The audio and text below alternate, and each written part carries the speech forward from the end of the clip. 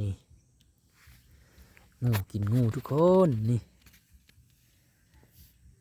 แต่ก็บ่เคยเห็นแต่ก็นะเคยเห็นแต่ปลากินปลา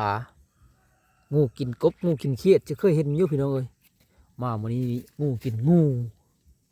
โย่เฮ้ยนี่บุ้งต้องไปละเอาไม่ต้องมันก็ลอยไปอยู่พี่น้องเอ้ยนะฮะมันก็บอกข่ายเอานะพี่น้องเอ้ยเบิ่ง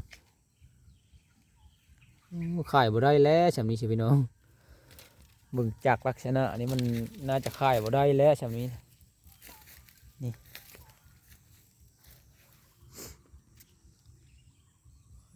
งูกินงูงูกินงูเรื่องแปลกก็มีแล้วพี่น้องเอ้ยบาทนี่นี่